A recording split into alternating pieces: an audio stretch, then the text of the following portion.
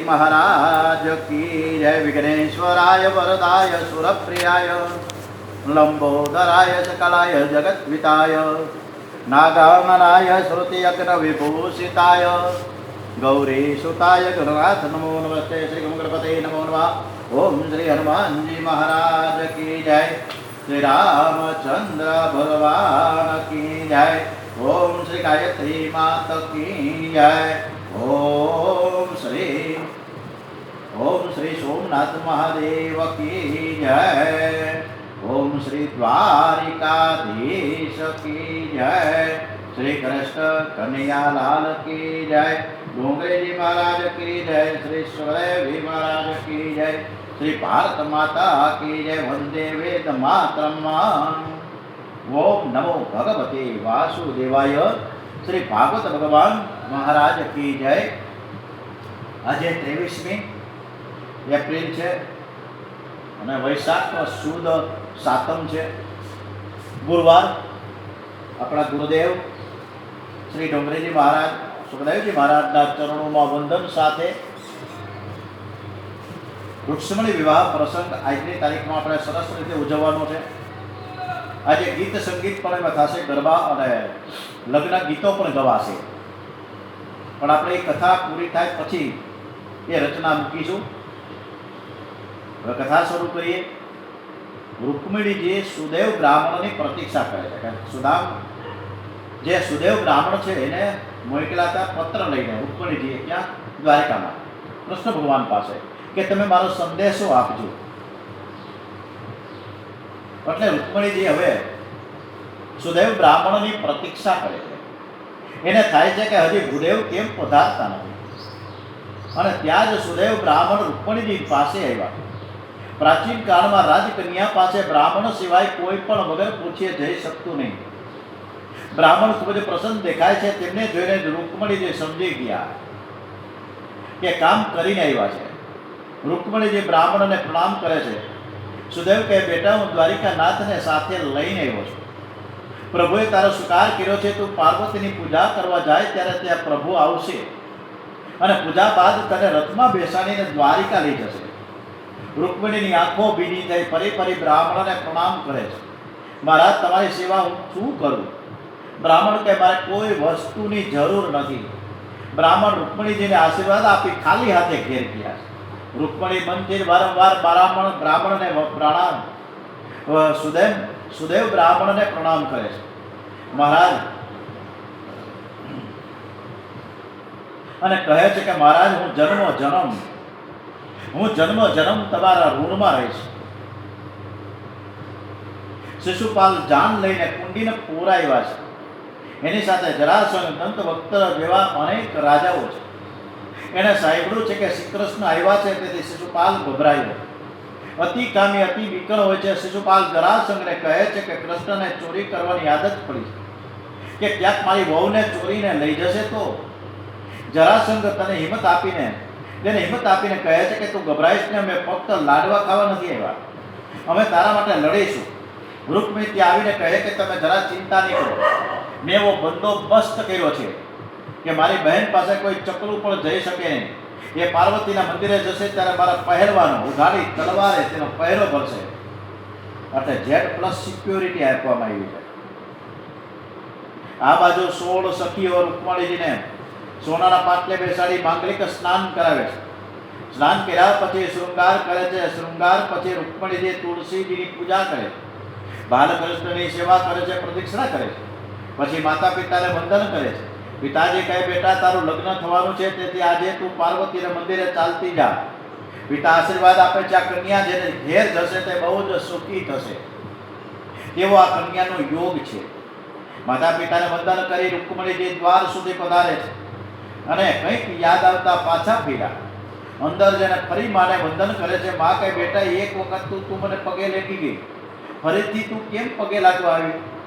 રૂક્મિણીજી વિચાર કરે છે કે પાર્વતીજીની પૂજા થયા પછી હું દ્વારિકા જવાની છું, ઘેર તો પાછી નથી આવવાની। હવે માને ઘેર ફરી ક્યારે આવવાનું થાય? તેથી તે માને વારંવાર વંદન કરે છે। પછી 16 સખીઓ સાથે રૂક્મિણીજી ધીરે ધીરે ચાલે છે। પદા ચલંતે કલહંસ ગાવી હંસ જેવી ચાલ છે. દેશ દેશના રાજાઓ રૂકમણીજીને જોવા આવ્યા છે. બધા જ પહેલવાનો ઘેરો ઘાલીને ચાલે છે અને તેથી રૂકમણીજીના દર્શન થયા રહે. તેથી રાજાઓ પાર્વતીજીના મંદિર પાસે જઈને ઊભા રહે. દર્શન બાદ રૂકમણીજી પાછા ફરશે ત્યારે તેને જોઈશું. રૂકમણીજી પાર્વતીજીના મંદિરમાં આવ્યા છે. આજે પણ પાર્વતીજીનું મંદિર ત્યાં છે.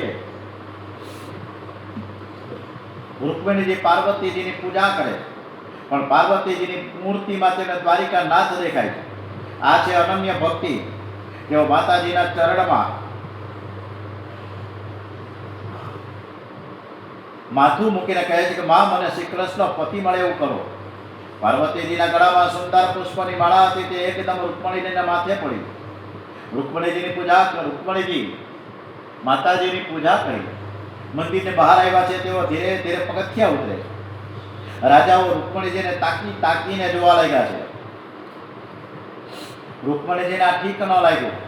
એવો વિચાર કરે, હું તો સર્વની માં છું અને મારા બાળકો મને કામ ભાવથી જુએ છે. માતાજીને વંદન કરે તો માતાજી કલ્યાણ કરે, પણ માતાજીને કામ ભાવથી જુએ તો માતાજી ક્રોધિત થાય છે. રૂકમણીજીને ક્રોધ આવ્યો છે. હાથમાંથી એકદમ તેજ પ્રગટ થાય છે જે રાજાઓને સહન નથી. એમને મૂર્છા આવી ગઈ અને આ તેજ શ્રી કૃષ્ણ વિના કોઈ સહન કરી શકે નહીં. અને એ જ સમયે પ્રભુ સારથીને કહે કે રથ લઈ જા. રાતથી નીચે પડેલા રાજાઓ પર તે રથને કુદાવે છે. રથ મંદિર પાસે આવ્યો છે. રૂકમણીજીએ ગરુડ ધ્વજ વાળો રથ જોયો અને દોડતા ગયા. પ્રભુ હાથ પકડીને રૂકમણીજીના રથમાં બેસાડી દ્વારિકાનો રસ્તો પકડે. ધૂળમાં પડેલા રાજાઓ ભાનમાં આવ્યા. એવો કપડાની ધૂળ ખંખેરતા ઉભા થયા. ચારે બાજુ બૂમાબૂમ થઈ ગઈ. કૃષ્ણ રૂકમણીજીને લઈ ગયો. શિશુપાલ જરાસંઘને કહે છે કે આજે મારું નાક કપાયું છે. જરાસંઘ કહે, અમે બધા તેની સાથે લડીને કન્યાને પાછી લાવીશું. આમ કહીને શિશુપાલ, દંતભક્ત, જરાસંઘ વગેરે કૃષ્ણની સામે લડવા નીકળ્યા છે. આ બાજુ દાઉદજી મહારાજને દ્વારિકામાં ખબર પડી. બંને ભાઈઓમાં એવો પ્રેમ છે કે બંને સાથે ભોજન કરે છે. તેઓ પાટલે બેઠા છે. શ્રી કૃષ્ણની રાહ જોયે છે. પછી ખબર પડે કે વિદર્ભ નગરીથી એક બ્રાહ્મણ આવેલો અને તેની સાથે શ્રી કૃષ્ણ ઉતાવળે ગયા છે. કન્યો કેવો શરમાળ છે, મને વાત પણ ન કરી. ત્યાં રાજાઓ તેની સાથે યુદ્ધ કરશે. બલરામજી રાત્રે જ લશ્કરની સાથે વિદર્ભ નગરી તરફ રવાના થયા છે. અહીં રાજાઓ લડવા તૈયાર થયા છે. ત્યાં જ દાઉદજી આવી પહોંચે. દાઉદજીને જોઈ લડવા નીકળેલા રાજાના મોતિયા મરી ગયા. દાઉદજી એવું પરાક્રમ કરે છે કે શિશુપાલ, જરાસંઘ વગેરે રાજાઓની બધી જ સેના છીન ભીન થઈ ગઈ. બધા રાજાઓ ગભરાયા કે આ દાઉદ જે છે કે કાળ છે. બધા જ નાશવા લાગ્યા છે. શિશુપાલ એકલો બેસી રહે છે પણ લડવા જતો નથી. અતિ કામી મનુષ્ય અતિ વિકર હોય છે. જરાસંઘ ત્યાં આવે છે કે એકલો કૃષ્ણ હોત તો હું એને હરાવત, પણ આ દાઉદ જેને હરાવવો મુશ્કેલ છે. આપણા માટે સમય અનુકૂળ નથી. ચાલ, તું જીવતો હોઈશ ને તો બીજી 1000 કન્યાઓ તને મળી જશે. શિશુપાલ ઉદાસ ચહેરે ઘેર આવ્યો છે. શ્રી કૃષ્ણ રૂકમણીજીની સાથે રથમાં બિરાજે છે. ત્યાં રૂકમી યુદ્ધ કરવા આવે. શ્રી કૃષ્ણએ તેને પકડીને રથના સ્તંભની સાથે બાંધી દે. એવામાં દાઉદજી પણ તે આવ્યા છે. શ્રી કૃષ્ણ ભગવાનને ઠપકો આપે છે, ગમે તે હોય પણ તે આપણો સંબંધી થયો. એને રણ સાથે બાંધ્યો તે યોગ્ય નથી. દાઉદજીએ રૂકમીનો હાથ છોડાવ્યો અને રૂકમીને વસ્ત્રોના આભૂષણો આપીને તેનું સન્માન કર્યું. તેના 2 હાથ પણ જોડ્યા. દાઉદજીએ તો રૂકમીની સાથે વેદાંતની ચર્ચા કરી. આ તો માયાના ખેલ છે. હાર શું અને જીત શું? અમારી જીત અને તમારી જીત જ અમારી જીત છે ને એ તમારી જ જીત છે એમ જ માનો. આપણે ક્યાં જુદા છીએ? દાઉદે વેદાંતનો ઉપદેશ કરીને જ્ઞાન આપ્યું. આ જોઈને રૂકમણીજી વિચાર કરે કે મારા જેઠ કેવા પ્રેમાળ છે. મારા જેઠ મારા ભાઈ ઉપર આવો પ્રેમ કરે છે તો મારા ઉપર કેવો પ્રેમ રાખશે. પહેલા જ દિવસે દાઉદજીએ રૂકમણીજીના મનમાં પ્રેમનું બીજારોપણ કર્યું છે. આજકાલ તો લગ્ન થાય એટલે 2 ભાઈઓ વચ્ચે ખટરાગ શરૂ થાય. ભેગા જ ન રહી શકે અને અંદરો અંદર એવી ખટપટ થાય કે વાત કરોમાં. મન મોટું રાખો તો તમારે ત્યાં કાળ આવશે નહીં. એક જ ઘર, એક જ કુટુંબ. આ પદ્ધતિ આપણા 3 મહાન ગ્રંથોનો આદર્શ છે. પણ આ ગ્રંથોનો આદર્શ છે ને ગ્રંથોમાં જ રહ્યો. અત્યારે તો કળિયુગમાં કોઈ લગભગ એવું ઘર બાકી નથી કે સંયુક્ત કુટુંબ હોય. 10% બાદ કરતા બાકીના બધા જ વિભાજન. એટલે વિભક્ત કુટુંબ અત્યારે બધા છોકરાઓને બહુ ગમે. સંયુક્ત કુટુંબમાં કોઈને રહેવું જ નથી. એટલે અત્યારે બધી તકલીફો ઊભી થઈ છે. રામાયણમાં પણ રામ, લક્ષ્મણ, ભરત અને શત્રુઘ્ન 4 ભાઈઓ હતા, છતાં ઘર તો એક જ હતું. પાંડવો 5 હતા, છતાં પણ ઘર તો એક જ હતું. શ્રી કૃષ્ણ બલરામની સાથે દ્વારિકા આવ્યા છે. નારદજીએ મુહૂર્ત કાઢ્યું. માઘ માસ શુક્લ પક્ષ પંચમી તિથિ કૃષ્ણે ઉદ્ધવજીને પત્ર આપ્યો છે અને ગોકુળ મોકલે છે. જ્યાં સુધી મારા માતા પિતા દ્વારિકામાં ન આવે ત્યાં સુધી કન્યો કુંવારો જ રહેશે. ઉદ્ધવજી પત્ર લઈને વ્રજમાં આવે છે અને એ સમયે નંદ યશોદાજી લાલાની વાતોમાં મગ્ન હતા. પત્ર જોઈને નંદ બાબા યશોદાજી ગભરાયા છે. પત્રમાં શું લખ્યું હશે? કન્યો આનંદમાં તો હશે ને? કન્યા કઈ થઈ તો નથી ને? પહેલાના વખતમાં આપણે બધાને યાદ છે, મોટા ભાગે તો આપણે બધા વડીલો જ છીએ. હવે બધા 60 વર્ષના ડોહલા જ અત્યારે શ્રોતાજનો તરીકે છીએ. એટલે આપણને બધાને ખબર છે કે પહેલા તાર આવતા, ટેલિગ્રામ. રામભાઈ એમાં ઘરે જો ટેલિગ્રામ આવી ગયો તો એના પરસ્યો ઉડી જાય કે આ ટેલિગ્રામ આવ્યો છે. શું અશુભ સમાચાર મોટે ભાગે હોય તો જ ટેલિગ્રામ થાય. એવા એક આપણે લોકવાયકા હતી. એટલે મોટે ભાગે તો ટેલિગ્રામ, કારણ કે ટેલિગ્રામના પૈસા એટલા બધા થતા, એમને થોડો ટેલિગ્રામ થાય. એટલે પછી તો 15 પૈસાના પોસ્ટકાર્ડ, આ બધા આપણે ઇન્ટરનેટ, આંતરદેશીય પત્રો આવ્યું, કેટલું બધું પત્ર વ્યવહાર હતા. આજે પત્ર વ્યવહાર નામનો કોઈ ચીજ નામો નિશાન નથી. એ 5 પૈસાનું પોસ્ટકાર્ડ છે, 50 પૈસા. હવે તો કોઈ કેટલાનું ખબર નથી, પણ એ રાહ જોવાથી ટપાલીની, ક્યાં કાંજી ટપાલી આવ્યો, ભાઈ મારી ટપાલ છે કે નથી, અને આપણી ટપાલ ન આવે તો આપણે નિરાશ થઈ જતા. એ વખતે એટલે એ સમય આપણે જોયો છે. એટલે ઉદ્ધવજી પણ પત્ર લઈને આવ્યા છે વ્રજમાં. પત્રમાં શું લખ્યું છે? નંદ બાબા પત્ર વાંચ્યો. પત્ર વાંચી નંદ બાબા યશોદાજી બહુ જ ખુશ થઈ ગયા. પણ કન્યો ગોકુળ આવ્યો નથી ત્યાં સુધી મારે દ્વારિકા જવું નથી. તેના લગ્નના દિવસે આખા ગામને જમાડીશું. નંદ બાબાએ જવાબ લખ્યો નથી. શ્રી કૃષ્ણ સમજી જાય છે. બલરામજી કહે છે કે મોટા ભાઈ, મેં સાંભળ્યું છે કે મા આપણને બહુ યાદ કરે છે, ચાલો આપણે મા પાસે જઈએ. બંને ભાઈઓ ગોકુળ પધાર્યા છે. આજે યશોદામાને કન્યો બહુ જ યાદ આવે છે. આજે મને બહુ જ સુકન થાય. કન્યો જરૂર આવશે.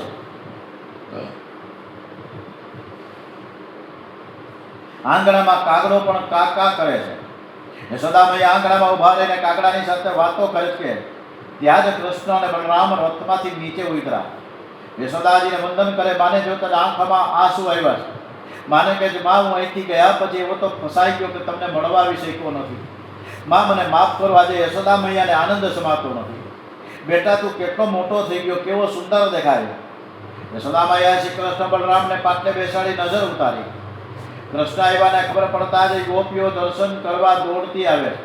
બધાને આનંદ થયો છે. આજે જાણે વ્રજવાસીઓમાં પ્રાણ આવ્યા હોય. શ્રી કૃષ્ણ માને કહે છે કે માં તું દ્વારિકા નહીં આવે તો તારો કન્યો કુંવારો રહેશે. માં હું તને લેવા આવ્યો છું. દ્વારિકાની અતિ સંપત્તિમાં પણ શ્રી કૃષ્ણ અતિશય સાવધાન છે. એ વ્રજવાસીઓના પ્રેમને ભૂલ્યા નથી. નંદ બાબા અને યશોદાજી વ્રજવાસીઓને ગોપીઓને લઈને શ્રી કૃષ્ણ દ્વારિકા પધારે. દ્વારિકા પાસે ગોપી તળાવ છે. ગોપી તળાવ પાસે ગોપીઓનો મુકામ છે. શ્રી મહાપ્રભુજીએ ત્યાં ભાગવતનો પાઠ કર્યો છે. લગ્ન માધવપુરમાં થયું છે વસંત પંચમીના દિવસે. વસંત પંચમીના દિવસે ભીષ્મક રાજા પણ ત્યાં આવ્યા છે. શ્રી કૃષ્ણ રૂકમણીજીનું લગ્ન થાય છે. દુર્વાસાના શ્રાપથી દ્વારિકામાં શ્રી કૃષ્ણ રૂકમણીજી બિરાજતા નથી, પણ માધવપુરમાં માધવરાયજીના મંદિર છે. ત્યાં ચૈત્ર સુદ નોમથી એની પહેલા 1 મહિના પહેલા કંકોત્રી લખાય. બહુ સરસ મજાનું માધવપુરમાં આખી સિસ્ટમ છે લગ્નની. ચૈત્ર સુદ નોમ 10 ને 11 આ વરરાજા કૃષ્ણ ભગવાન માધવરાયજીનો વરઘોડો નીકળે, ફૂલેકું નીકળે અને પછી પાછું આવે માધવરાયજીના મંદિરે. એટલે નોમ 10 ને 11 12ને દિવસે વરરાજા એટલે કે કૃષ્ણ ભગવાન માધવરાયજી લગ્ન કરવા જાય છે નિધિ મધુવનમાં. અને એ જે ગામનો ચોક હોય ને ત્યાં માધવપુરમાં ત્યાંથી એક મોટી હાઈ ક્લાસ 10-15 લાખ રૂપિયાની કંઈક ગાડી કોઈ બોમ્બેના કોઈ ભક્તજને સમર્પિત કરી છે. એટલે આખો રથ જેવો એ જીપ બનાવી છે. એમાં બેસીને કૃષ્ણ ભગવાનનો રથ દોડે. આજની તારીખે પણ એ પરંપરા છે. અને પછી બધા જ મધુવનમાં જાય. મધુવનમાં ચૈત્ર સુદ 12ના દિવસે રાતના 10 વાગ્યાથી લગભગ 12:30 વાગ્યા સુધી લગ્નની વિધિ થાય. પછી જાન રોકાઈ ગઈ પિયરમાં, રૂકમણીજીના પિયરમાં ત્યાં રોકાઈ ગઈ. બીજા દિવસે 13ના દિવસે વાજતે ગાજતે ત્યાંથી જાન પ્રસ્થાન કરે અને પાછા માધવરીજી અને રૂકમણીજી અહીંયા મંદિરે આવી જાય. આ રીતે 5 દિવસનો ઉત્સવ માધવપુરમાં સરસ થાય છે. આવું મેં ઘણી વાર કીધું છે તમને, એટલે ખ્યાલ હશે તમને. શ્રી કૃષ્ણ અને બલરામ જે રથમાં ઉતર્યા અને કહે છે કે હું તો ત્યાં ફસાઈ ગયો તો કેવી રીતે આવું. યશોદામાએ શ્રી કૃષ્ણ બલરામને પાટલે બેસાડી નજર ઉતારી. કૃષ્ણ આવ્યાની ખબર પડતા જ ગોપીઓ દર્શન કરવા દોડતી આવે છે. બધાને આનંદ થયો છે. આજે જાણે વ્રજવાસીઓમાં પ્રાણ આવ્યા હોય. શ્રી કૃષ્ણ હવે માને કહે છે કે બા તું દ્વારિકા નહીં આવીને તો તારો કાંડુડો છે ને કુંવારો રહી જશે. તું આવ્યું તો જ મારા લગ્ન થવાના. દ્વારિકાની અતિ સંપત્તિમાં પણ કૃષ્ણ ભગવાન અતિશય સાવધાન છે. અને આજે તો ફોરેનમાં ગયા છોકરા એટલે મા બાપને ભૂલી જાય, મિત્રોને ભૂલી જાય. કોણ તું ને કોણ હું, વાર્તા પૂરી. 2-5 વર્ષે ટાઈમ હોય તો આવે, નકર જય ભગવાન. દ્વારિકાની અતિ સંપત્તિમાં પણ શ્રી કૃષ્ણ અતિશય સાવધાન છે. એ વ્રજવાસીઓના પ્રેમને ભૂલ્યા નથી. નંદ બાબા અને યશોદાજી વ્રજવાસીઓને ગોપીઓને લઈને શ્રી કૃષ્ણ દ્વારિકા પધારે છે. દ્વારિકા પાસે ગોપી તળાવ છે. ગોપી તળાવ પાસે ગોપીઓનું મુકામ છે. શ્રી મહાપ્રભુજીએ ત્યાં ભાગવતનો પાઠ કર્યો છે. હવે મધુપર્ક વિધિ કરીને રૂકમણીજીને માયરામાં પધરાવ્યા છે. બ્રાહ્મણો સ્વસ્તિ વાચન કરે છે. વ્રજવાસીઓ અંતરપટ ધારણ ધીરો છે. મોટા ઘરની છાપ આવી. આપણે માધવપુરનો માંડવો અને મોટા ઘરની છાપ આવી. ઘણા બધા પહેલું મંગળીઓ, ઘણા બધા ગીતોની રચનાઓ થશે. મારા પ્રભુના કપાળ ઉપર કસ્તુરીનું તિલક છે. વક્ષસ્થળ ઉપર કૌસ્તુભ મણી છે. નાસાગ્રે અતિ સુંદર મોતીની માળા છે. મોતીની વાડી છે. હથેળીમાં વાસળી છે. હાથમાં કુંકળ છે. આખા શરીર પર હરિચંદનનો લેપ કરેલો છે. અને ગળામાં મોતીની માળા છે. ગોપીઓથી ઘેરાઈ લેવા પ્રભુ હંમેશા સર્વનું કલ્યાણ થાય. હંમેશા આપણે ભગવાનને પ્રાર્થના કરીએ કે દરેકનું કલ્યાણ થાય. લક્ષ્મી નારાયણના જય જયકાર થયા છે. રૂકમણીજી સાક્ષાત મહાલક્ષ્મી છે. શ્રી કૃષ્ણ સાક્ષાત નારાયણ છે. રૂકમણીજીની સાથે શ્રી કૃષ્ણ સુવર્ણ સિંહાસન ઉપર બિરાજાય છે. શ્રી કૃષ્ણ સાથે રૂકમણીજીના દર્શન કરતા કરતા ગોપીઓને અતિશય આનંદ થયો છે.